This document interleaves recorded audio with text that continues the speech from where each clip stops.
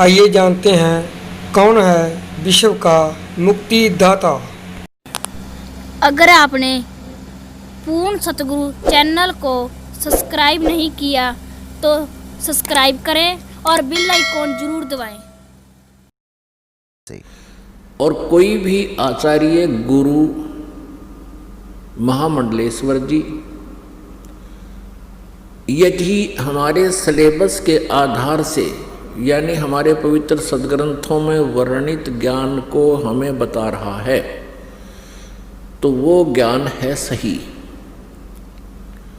और जो इन पवित्र सदग्रंथों में वर्णित ज्ञान के विरुद्ध ज्ञान दे रहा है, अर्थात जो सिलेबस से बाहर, पाठ्यक्रम से बाहर कोई टीचर, कोई अध्यापक पढ़ा रहा है तो वो उसका ज्ञान सही नहीं है, उसका ज्ञान सिलेबस अनुसार नहीं है, पाठ्यक्रम के अनुसार नहीं है।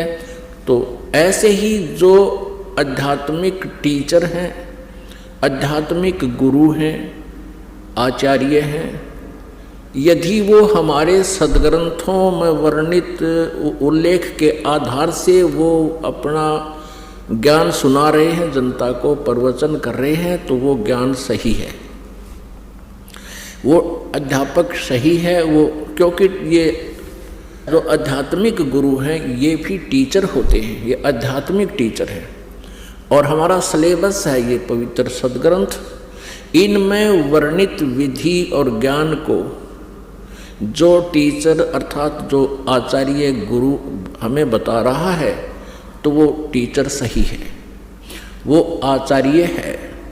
और जो हमारे सदग्रंथों के विपरीत ज्ञान दे रहा है उसको लोक वेद कहते हैं।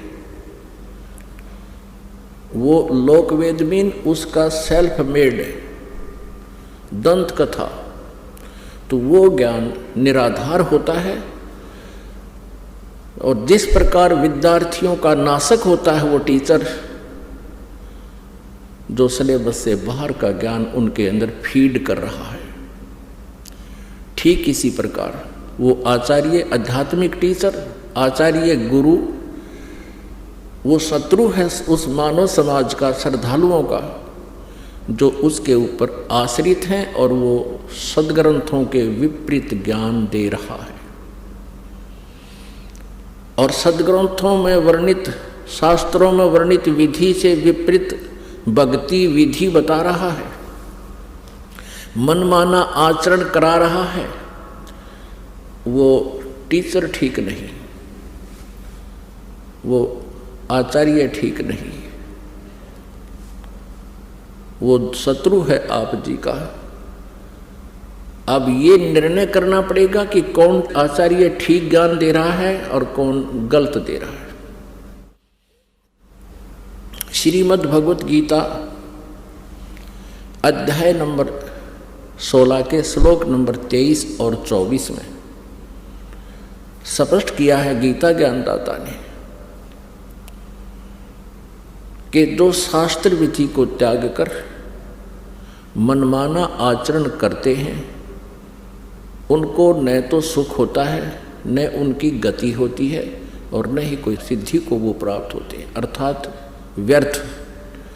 इससे तेरे लिए 24वें श्लोक में 16वें अध्याय के गीता श्रीमद् भगवत गीता अध्याय 16 के श्लोक 24 में तुरंत कहा है, इससे तेरे लिए अर्जुन कर्तव्य और अकर्तव्य की व्यवस्था में कौन सी साधना करनी चाहिए, कौन सी त्याग देनी चाहिए, नहीं करनी चाहिए, उनके लिए शास्त्र ही प्रमाण है। बात खत्म होगी। जो आचार्य या जो श्रद्धालु श्रीमद् भगवत गीता जी को सही मानता है, श्रोधार्य मानता है और इसके पाठ्यक्रम में विश्वास रखता है, और जो आचार्य अपने शिष्यों को, अनुयायियों को ये राय देता है कि गीता जी का नित्य पाठ अवश्य करना चाहिए, तो फिर वो अगर गीता जी के विरुद्ध साधनाएं बता रहा है और गीता जी के विरुद्ध वो ज्ञान दे रहा है तो वो अज्ञानी आचार्य है। वो तत्व ज्ञानहीन है, वो आध्यात्मिक ज्ञानहीन अज्ञानी है। कोई प्रश्न करते हैं किनको? हिंदू धर्म के आचार्यों गुरुओं को। उनसे पूछते हैं कि क्या ब्रह्मा विष्णु महेश जी की मृत्यु होती है? क्या ये जन्मते मरते हैं? तो उत्तर देते हैं कि ये कभी जन्मते मरते नहीं। फिर प्रश्न किया जाता है क्या इन ब्रह्मा जी विष्णु जी शिव जी के माता पिता हैं? वो कहते हैं जब इनका जन्म मृत्यु होता ही नहीं, माता पिता का प्रश्न ही नहीं। यदि ये उत्तर कोई आचार्य देता है या कोई गुरु देता है,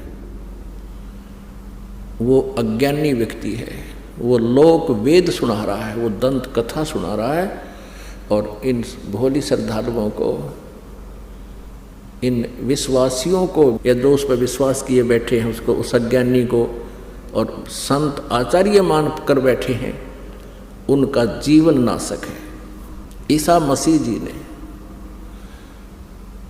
कहा था जनता को, श्रद्धालुओं को, कि तुम जिनको गुरु मानते हो वो गुरु नहीं है, उनके पास आध्यात्मिक ज्ञान नहीं है। वो तुमसे इतना मीठा बोलते हैं, तुम उनको एक नेक व्यक्ति मानते हो, लेकिन वो तुम्हारे जीवन के खाने वाले राक्षस हैं। जैसे तुम उनको भेड़ मानते हो, वो भेड़ के रूप में भेड़िया है। और इसी बात का दुख माना था उन दुष्ट नकली गुरुओं ने और उस महापुरुष को मौत के घाट पहुंचवा दिया। जनता को सत्य से परिचित नहीं होने दिया। अब वो तो 2000 वर्ष पहले की बातें हैं। अब समाज शिक्षित है। इन नकलियों की दाल अब गलेगी नहीं। सदग्रंथ हमारे पास हैं और सदग्रंथों में हम इन तथ्यों को जब देखेंगे, फिर उन नकली गुरुओं को धिक्कार देंगे कि जुबान बंद कर लो, बस बहुत हो लिया तुम्हारा। अभी तक इन श्रद्धालुओं को अपने ही सदग्रंथों की जानकारी नहीं है। किसी भी पवित्र धर्म के श्रद्धालुओं को अपने धर्म के सदग्रंथों की जानकारी नहीं है। वो हमें क्या संदेश दे रहे हैं?